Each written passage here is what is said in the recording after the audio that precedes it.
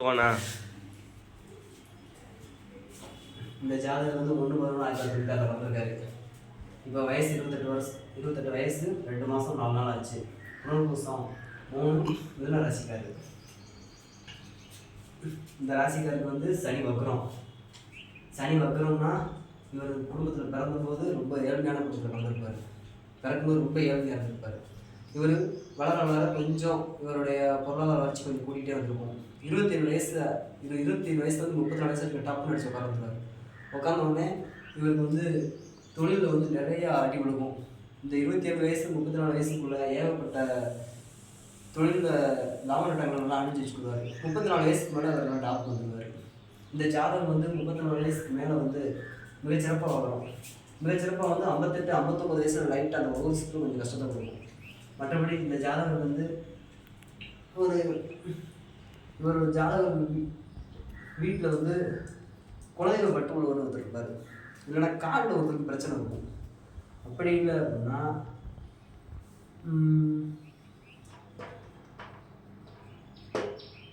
அண்ணன் தம்பிக்குள்ளே ஒரு ஒற்றுமை இருக்க மாட்டார். இவருக்கு சொத்து படிப்பில் கொஞ்சம் பிரச்சனைகள் இருக்கும். அப்பானாலும் யூஸ் இருக்காது, இல்லை அப்பா இல்லாமல் இருக்கும். வேற என்ன கேட்க போறீங்க? இவருக்கு வந்து பரிவர்த்தனை பெற்ற கிரகம் வந்து புதனும் சுக்கிரனும். புதன்னா இவருக்கு சொந்த தொழில் செஞ்சாலும் கொஞ்சம் பிரச்சனையை கொடுக்கும். அப்பானாலும் யூஸ் இருக்காது. மகன் இருந்தால் மகனுக்கு பிரச்சனை இருக்கும். விடுப்பு பெற்ற கிரகம் பரிவர்த்தனை பெற்ற கிரகம் சுக்கிரன்.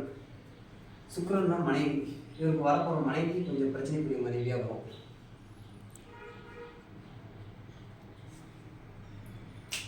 வேற என்ன? இவருக்கு கல்யாணம் எப்போ நடக்கும்னு பார்த்தா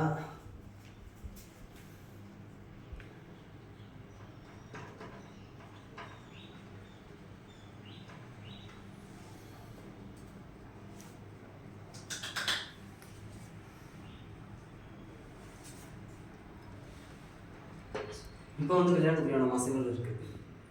இந்த 2025 கல்யாணத்துக்குரிய மாதம் இருக்குது. வேற என்ன கேள்வி கேட்க போறீங்க? வேற மீடியாக்குள்ள உள்ள போகலாமா? மீடியாக்குள்ள உள்ள போகலாம். சூப்பர். மீடியாங்கிறது சந்திரன்.